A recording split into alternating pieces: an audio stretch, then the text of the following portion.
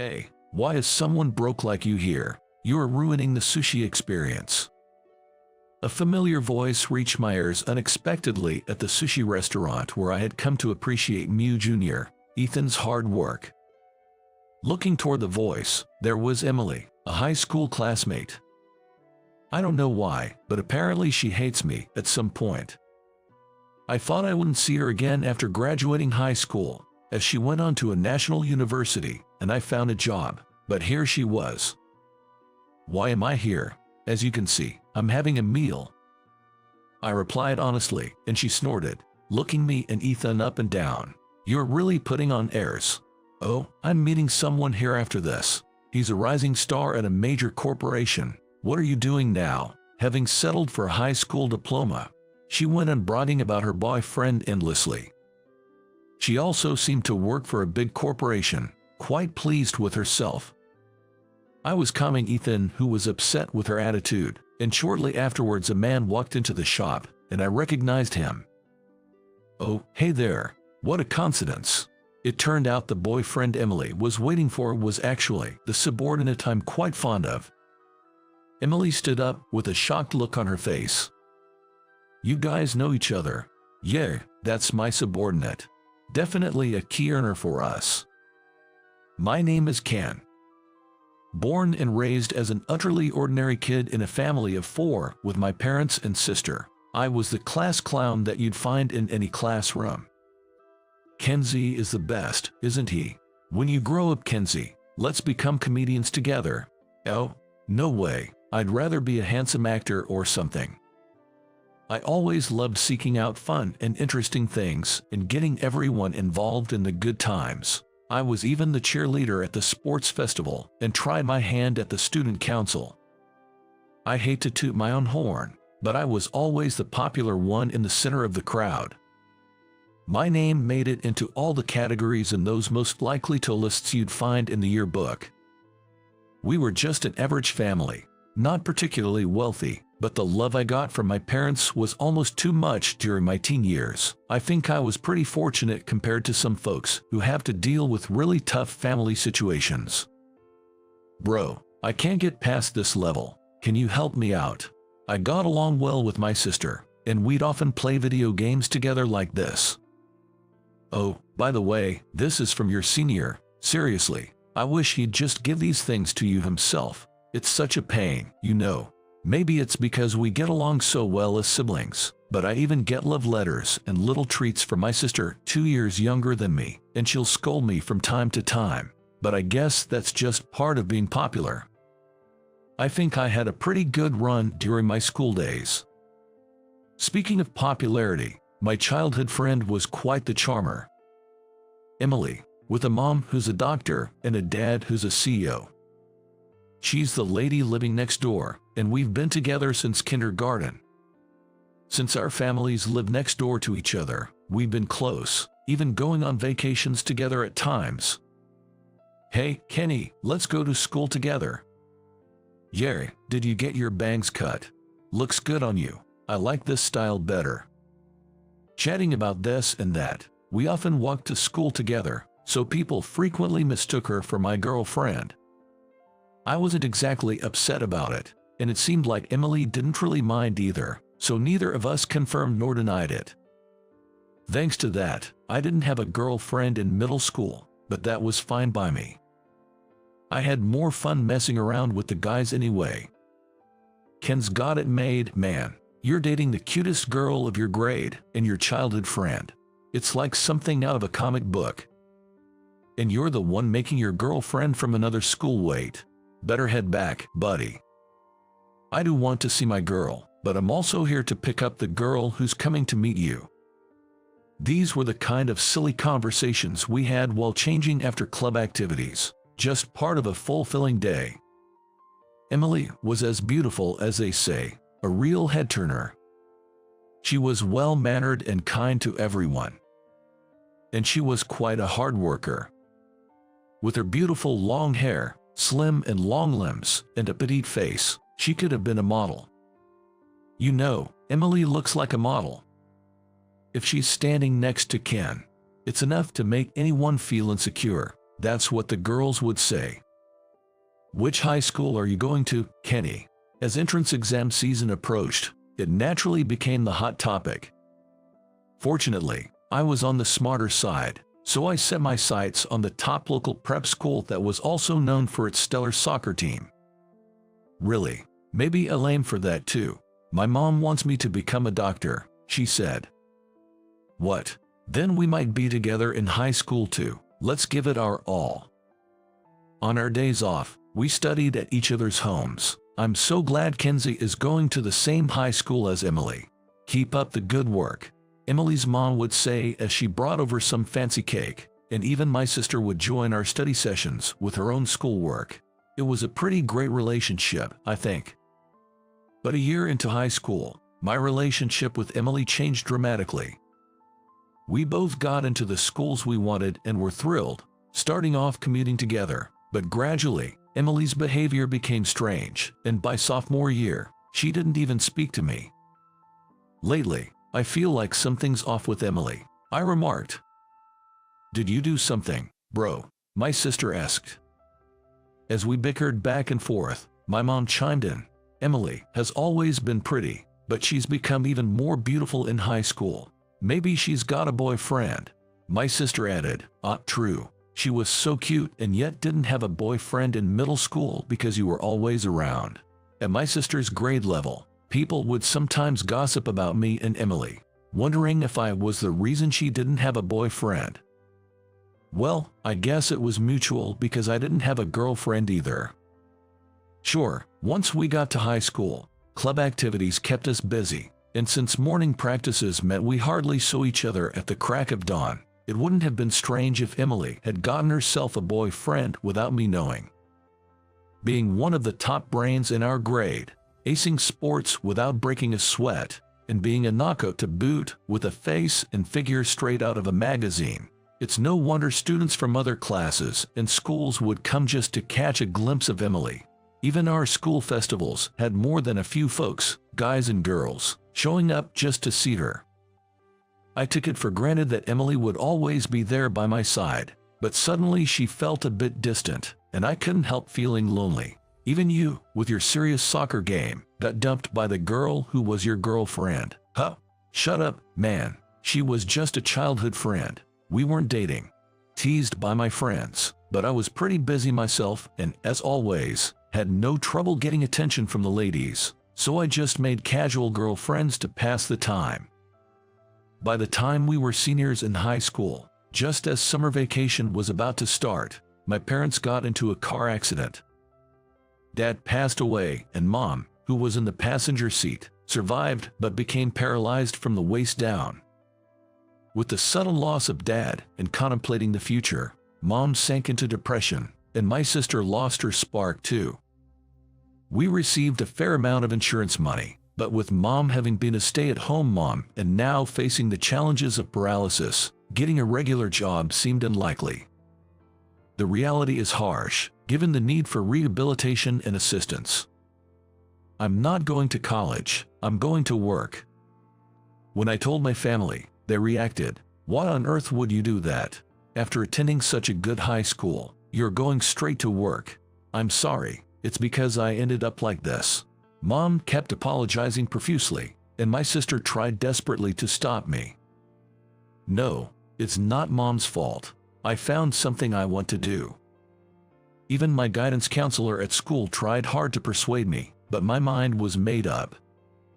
Now that I had a clear goal, going to college seemed like a detour, and I wanted to use the insurance money to renovate the house to make it more comfortable for Mom and her condition. I also want to make sure my sister gets to go to college, and no matter what anyone says, the idea of going to college myself has completely vanished from my mind.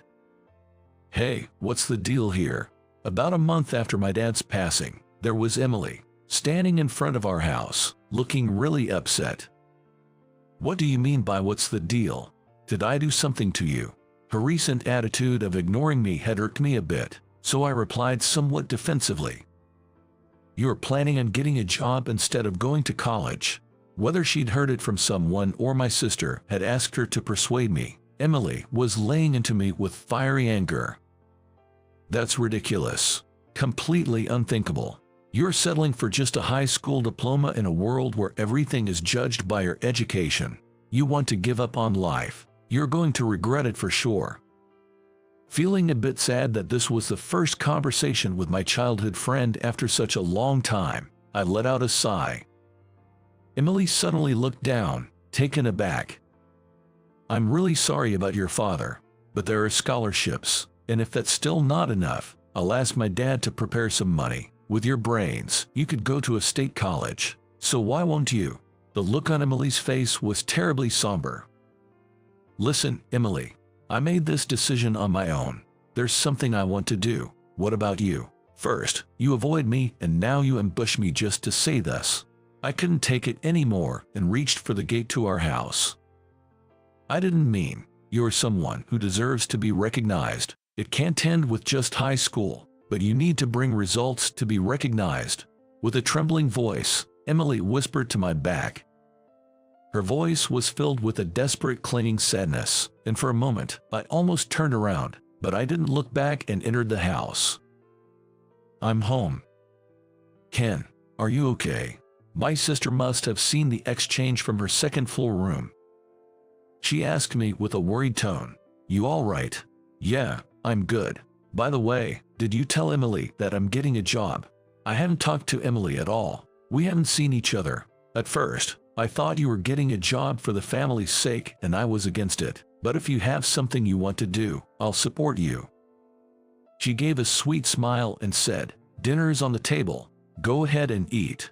And then she went back upstairs. After that, I never really saw Emily except for passing by at school. Even then, we remained distant until we graduated high school, parting ways after the quarrels. It's been 10 years since the bittersweet high school days. Now, having made my dreams a reality amidst busy everyday life, I took Ethan, my junior, to my favorite sushi spot. I've been coming here as a treat for various milestones ever since a colleague introduced me to this place and I got hooked on the taste. Hey, long time no see. I greeted Bob, the owner of the restaurant who I've known for 8 years, with a friendly smile. Welcome, Ken. First off, a bottle of beer as a nod to the hard work. This was always the routine here. Ken, this place has a great atmosphere, doesn't it? Right. It's my go-to spot. It's pretty upscale, and now it's so popular. Getting a reservation is tough. I save it for special occasions. As soon as I finished my beer with a single gulp, the appetizers were served. Ken's been a regular for a long time, and now his juniors and team members are following in his footsteps, coming here to celebrate their own milestones.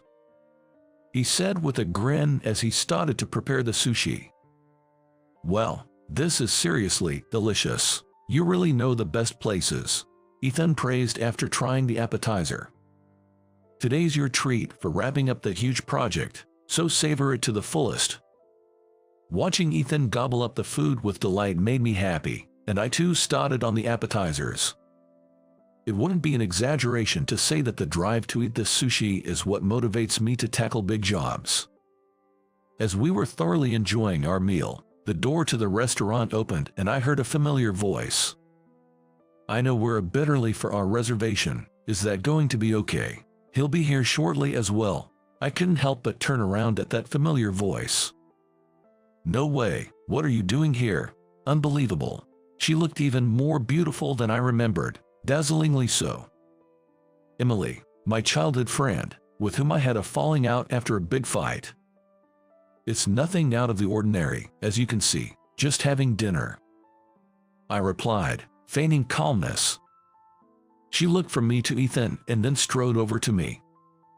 You've become quite the show-off, haven't you? Emily snorted with laughter. I came here because he managed to get a reservation at this hard-to-buck sushi place, but I see even a poor guy like you can afford it, which really says something, doesn't it? Her remark set me off, and I retorted. Look here, that's rude in front of Bob. I like this place and I frequent it regularly.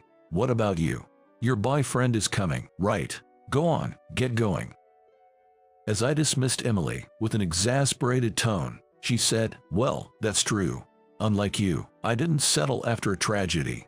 I pursued my education and now I work for a big corporation. You know 'em, don't you? The largest agency for YouTubers. It's a big company that went public in just a few years, and he's the rising star there, likely the next CEO. What about you? Well, since you are here, I guess you're not doing too badly for yourself, living in poverty." Emily stood there with a triumphant smile, and Ethan bristled with indignation. "Excuse me, what's with the attitude? Thinking you're all high and mighty because your boyfriend is successful, and whether that's even true." I calmed him down, saying it was all good. But when she mentioned a company name I knew well, I couldn't keep quiet. I know it because I'm the one who started it."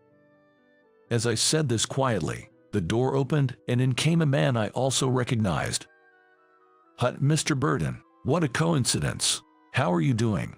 The man who entered bowed to me as soon as he noticed me, and Emily couldn't hide her surprised expression. "He's Phil, one of my employees and my right-hand man. The man I'm most fond of." "Emily, sorry to keep you waiting. Did you know Ken here?" While he asked Emily gently, she seemed to be in a daze. "Ever since Ken introduced me to this place, I've been completely hooked and come here often," Phil said with a fresh smile, and even I was taken aback. Indeed, Phil is our company's rising star." I found myself muttering under my breath. Ethan nodded in agreement behind me. "Come on, Ken, quit being so modest. It's not me who's working hard, but the creators. The media's been making too much of a fuss about me," he said modestly, which made him all the more intriguing to me.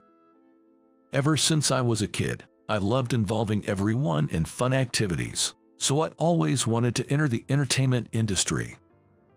After losing my dad and seeing the grief of my mom and sister, the first thing I wanted to do was to entertain the world.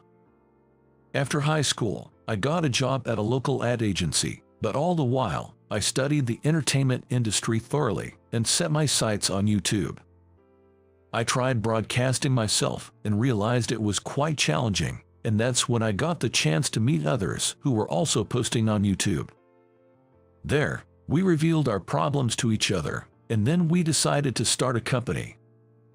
With the timing being just right, riding the wave of an era that welcomed YouTube, our company quickly found its groove. The one managing our star creators, even before we went public, is Phil. Sure, it's thanks to his adept management of the creators that the company has gotten this far, but would he really go out of his way to tell his girlfriend that he's the top dog or the next CEO? I mean, sure, there's a bit of a difference between how you act in front of your boss and your girl. As I'm mulling this over, sensing the mood between me and Emily, Phil asks, "Is something up?" "Oh, Emily over there and I grew up next door to each other. I thought we were good friends back in the day, but at some point, she seemed to take a strong dislike to me. She was just saying that this place isn't anything special because a high school grad and a poor guy like me came here. It looks like I brought down the reputation of your establishment," I told Bob. I glance over at Emily. "No, that's not it." Emily shakes her head vigorously. "Emily seems to be quite proud of you. She was happily telling everyone that you're going to be our next CEO." Phil shot Emily a cold look. "I'm terribly sorry for my girlfriend's rudeness. I'll have a talk with her and report back to you later. My apologies to you too. Here's the cancellation fee for today."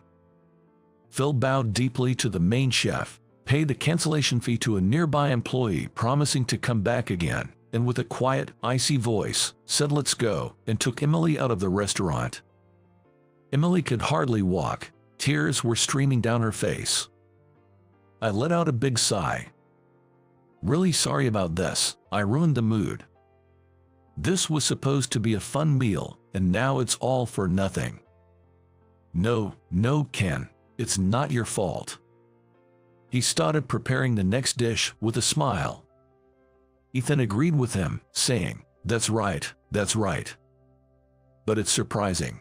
Phil dating a woman like that. Maybe he's good at his job but has no eye for women, I said nonchalantly, which made both me and the boss burst into laughter. No, she used to be a real sweetheart back in the day. I guess she changed after high school. I drank my lukewarm beer, reminiscing. That's not something you should say, Bob said with a laugh.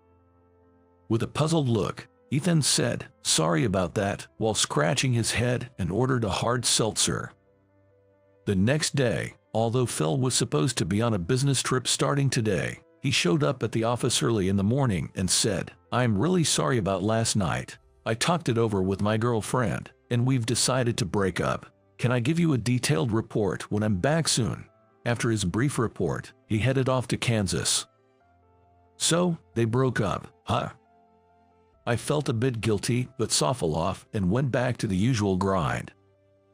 2 days later, I met up with Phil at a cafe near the office after his trip. Sorry to keep you waiting. Rushing into the cafe where I was waiting, Phil looked noticeably brighter. Phil, you look beat. You didn't have to rush. No, I wanted to talk to you as soon as possible. Listen to this. You thought Emily disliked you, right? Turns out, she was just jealous of your awesomeness. She went to a competitive high school to join the soccer team, and even while she was dedicated to her club activities, she couldn't match up to you, always topping the grades. Apparently, she got an earful about it at home too. Well, she does have a bit of a habit of exaggerating stories, so I'm not sure how serious she was. I was speechless at this unexpected revelation. Jealousy, and I couldn't help but chuckle. Sure, Emily's parents are both pretty sharp and the home environment is strict, but jealousy over that. While laughing, I remembered the day we had that big fight. In a world where everything is judged by academic background, you get no recognition without results. I mused over Emily's words from that time. Actually, she might not be completely wrong. Emily's mom had always dreamed of her becoming a doctor, and given that it was a prep school, they had plenty of mock exams.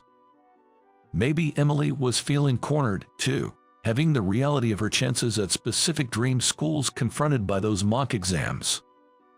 And get this, the worst part. She told me she was only with me because I'm the rising star of the company featured in magazines. She never saw past my resume and title. I really loved her, you know, and the whole future company president thing was all Emily's doing, assuming it was a given because I'm the frontrunner. As Phil shared this, he looked a bit forlorn. He definitely lacks a knack for judging character. I recalled the face of Ethan at the sushi restaurant. Oh, and she also said, it's not fair. You're beloved and popular. Your parents don't force their ideals on you, really. Who are you? I just smiled wryly as Phil took a sip of his coffee. I'm nothing special, just thankful to my folks, I guess. The company is what it is today thanks to you and the other creators, after all. That was indeed true. I had just been doing what I could at the time. Oh, you used to date Emily back in the day. Seems like she's still head over heels for you. She said she can't forget him. Phil looked at me with a sly grin as he spoke. I responded, we didn't date, but yeah, I guess I liked her too until we had that big fallout. 3 years have passed since then, and I was out on a date with my wife. We get married after dating for about 2 years, and now there's a new life blossoming in her belly. We came shopping today for a little change of scenery before the baby comes. Hey Molly, this place is known for its variety of decaf herbal teas. I saw it on Instagram. Let's take a break. Despite her growing belly making it tough to walk, my wife had been on her feet a lot today, so to give her a break, we stopped by a cafe. What'll you have? I'll grab it, you sit down. I picked up drinks for both of us and headed back to my wife, only to unexpectedly spot Emily sitting nearby. Oh, it seemed Emily had also noticed me. We both greeted each other at the same time. It's been a while. You too. Emily, smiling softly, seemed to have reverted back to her old middle school aura. That was the real Emily, a gentle girl with a soft demeanor. Sitting across from her was a man with a gentle aura, seemingly laid back. I'm getting married to this guy next week. I regret what happened back then. That's why I want to cherish someone who really faces me for who I am. Emily was looking straight at me. Kenny, you haven't changed at all. That's your wife, right? You both seem really happy. I wonder if I can make someone as happy as Kenny. Look in front of you. At least the guy you're with right now seems happy to be with you, doesn't he? That's what counts. You've got your own family to think about now. Emily's boyfriend nodded in agreement. Well, I gotta get back to my wife. Wish you all the happiness. Nodding briefly to her boyfriend, Emily grabbed my hand as I was returning to my wife. She pulled me closer and whispered in my ear secretly. Keep it a secret, but I've always had a crush on you, Kenny. Emily, with a mischievous smile, made my heart skip a beat, but I didn't say anything. In my heart, I responded, I liked you too. Getting back to my wife, she grinned and asked, she's pretty, isn't she? That's my first love. Got dumped by her a long time ago, though. My wife smiled broadly, and I handed her the drink I had bought earlier. I got a little jealous. Don't look at other women, okay? She playfully pinched my cheek and pouted, looking so endearing. When I was little, my dad passed away, and my mom didn't make much money, so we were pretty poor. Because of that, we hardly ever had any treats in the house. As a growing-up child, not being able to have snacks was like living in hell. One day, without thinking, I found myself trying to put a deli bun in my pocket at the grocery store. What are you doing? A girl nearby caught my attention, snapping me out of it. She looked to be about my age, a real cutie. Startled, I put the deli bun back on the shelf. Sorry, I'm just really hungry, but you know you can't just put the bun in your pocket. I knew exactly what she meant. Thinking back on what I was about to do, I felt so embarrassed. I won't do it again. It's wrong. But you're hungry, right? Yeah. I looked down, feeling downcast. Well, why don't you come over to my place and have some snacks? What? Her offer surprised me. No one's home until late at night. You see, I was supposed to have a party today. I even bought some sweets, so let's eat together. Are you sure? Yeah. I can't eat it all by myself. I followed her to her house. And she served me a huge birthday cake. What's with the big cake? It was supposed to be for eating with my mom and dad today, but they're both so busy with work, they told me they couldn't make it back. Seeing her sad face made me feel sad too. Hey, I've got an idea. I started to decorate the cake with the candles that came in the box. Hey, do you have a lighter or some matches? What? It's a birthday party. Let's celebrate now, just the two of us. That sounds great. Her eyes lit up, and she smiled happily.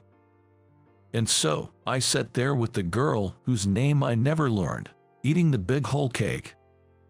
The cake with strawberries on top was so sweet and delicious. This cake is amazing. Maybe it tasted so good because I was eating it while looking at her adorable smile. Needless to say, I couldn't eat dinner when I got home. I got an earful from my mom, but I still can't forget that girl's smile and the taste of that cake. I've regretted not asking her name before we parted ways ever since. I wanted to see her again so much that I tried to find her house, but I just got lost and never found it. That just made her all the more memorable. Looking back, that was my first crush. Hey, man, you need to start facing reality. My coworker's words made me swallow my cake in surprise. Here I am, at a little cake shop on the outskirts of town. This is a place I like coming to. Do you really think a guy in his 30s who likes cakes like this will be popular, Tom? You gotta man up or you'll never get married. Plus, with all the sweets, you're just going to keep gaining weight. What even is manliness? And saying I'm just going to keep getting fatter, that's harsh. Isn't it the truth, though? My coworker, Keith, sips his coffee while dropping some hard truths. Sure, I'm over 30 and a mature guy now, but what's wrong with enjoying my hobby of eating cake? I wonder how it looks to modern girls when a guy eats cake. I really think that, at the end of the day, it's all about how much a man earns. And a man, you should aim for a ripped body by working out. Yeah, maybe. I grumble internally about his unsolicited advice. Cake holds very precious memories for me. So, I don't care if it's not manly or if I gain weight. Anyway, the only way to break through this reality is matchmaking dates. Huh, what are you talking about, man? Matchmaking dates, that's what. I know a matchmaker who's great at this stuff. Let's get her to introduce you to some nice girls. Keith suggests matchmaking dates, but what does that have to do with manliness? Even someone unmanly like you might have a shot with a matchmaking date. Plus, it'll be a good chance for you to reevaluate yourself. What's that supposed to mean? Come on, do it as a favor for me, just once. That matchmaker has been bugging me to find someone, and it's a hassle. So, he just wants to use me as an excuse to get out of it. Despite my resistance, I say, fine, but just this once, and agree to the matchmaking date. I owe Keith for all the help he's given me over the years. It wouldn't hurt to pay him back this way. Great, thanks for agreeing. They really wanted to meet you too. It seems like it's not a formal matchmaking date, so just think of it as a casual introduction, alright. Keith is cunning to offer me up just to save his own face. But then again, it's that side of him that's often been a help. So, is it okay if I give your contact info to the matchmaker? Sure, why not? Thanks, man. That's how our conversation went before Keith and I parted ways. After that, we headed off in different directions to make our sales rounds. Once the work settled down, I found myself visiting another cake shop. I just can't quit. As I enjoyed a strawberry shortcake, I fought back to the matchmaking date conversation. Sure enough, when I go back home, my mom always starts with, "When are you going to get married? I'm worried if you don't settle down soon." But there's no talk of marriage when there's no one I'm dating. And my hobby of sampling different cakes has indeed led me to gain weight over the past few years. Lately, I've even started baking sweets myself. A guy with such a feminine hobby isn't likely to find a partner. To be honest, I do want to get married and have a family and kids someday. But it's hard to imagine a woman who'd want to date a guy like me. Well, it's all right. I'll go to the matchmaking date because it's a request from him. It's his request. I'll go just for the heck of it. That's what I'm thinking. After a while, the matchmaker sends over a photo and biography of my prospective partner. To my surprise, she graduated from a pastry school and is currently a pastry chef. The woman in the photo isn't exactly beautiful, but she looks strong, kind, and serene. Seeing her profession, I get excited, thinking we could share our interest in cakes and sweets. That's how I look forward to the day of the meeting.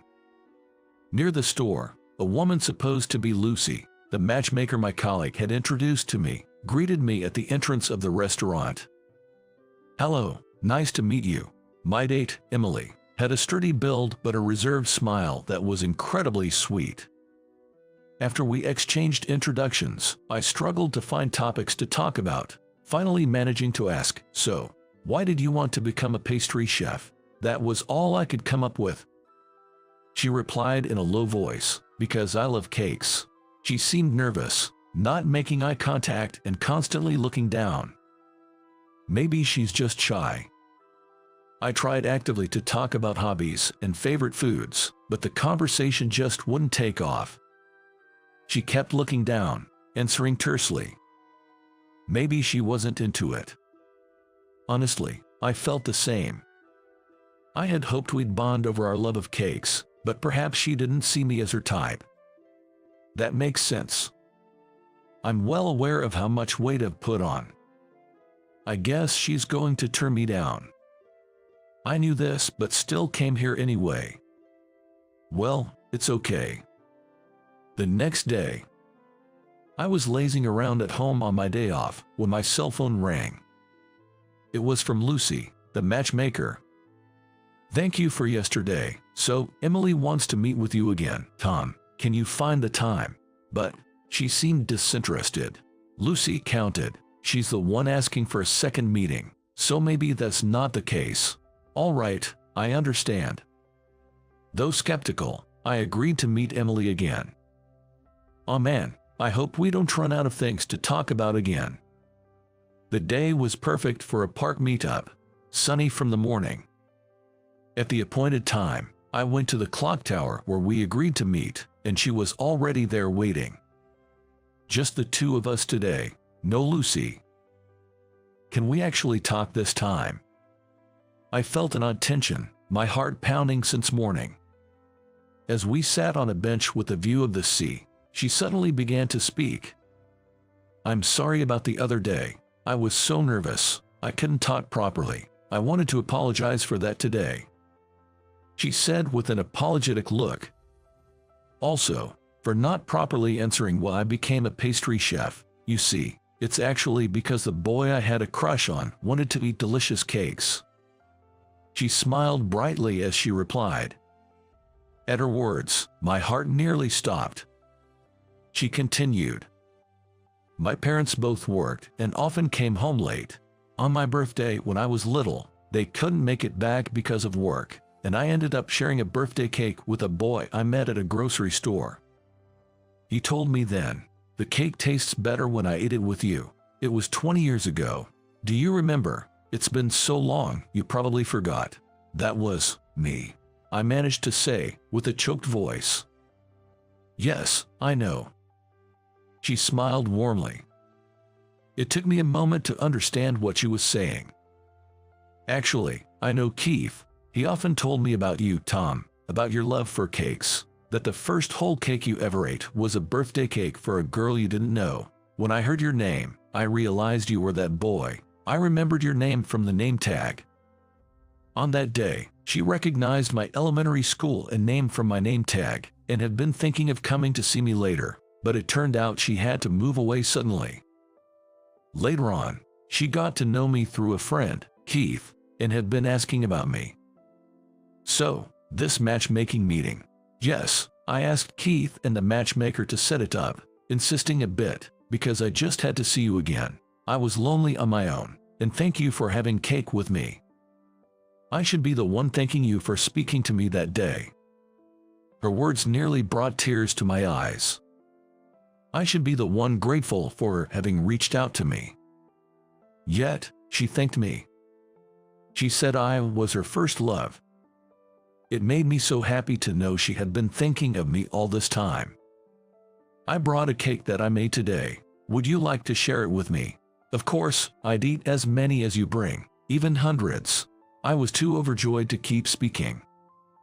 She seemed to feel the same. Then she took out a box of cake and placed it before me. It was the strawberry cake we had eaten together. A strawberry cake that's not a whole cake looks delicious too, doesn't it? Back then, we ended up with our mouths all covered in cream while eating it. Exactly. We started fighting over who stole more strawberries. But then you gave me the strawberry you were going to eat. We laughed together, reminiscing about the past as we shared the cake. And she promised to bake a cake for the next time we met, and then we parted ways for the day. From that day on, my life changed. Every holiday, the person I like makes her favorite cake for me. And eating it together makes the sweet happiness double. My colleague, Keith, has become a total sweets buddy, and he jokes about how the notches on his belt have shifted. For us sweets lovers, she is now developing a low-calorie cake.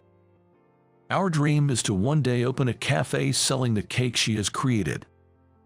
I wasn't keen on the matchmaking date at first, but I'm thankful to Keith for such an unexpected encounter. To meet the woman I've longed for again, and have the person I love make her favorite cakes for me. I'm truly a lucky guy.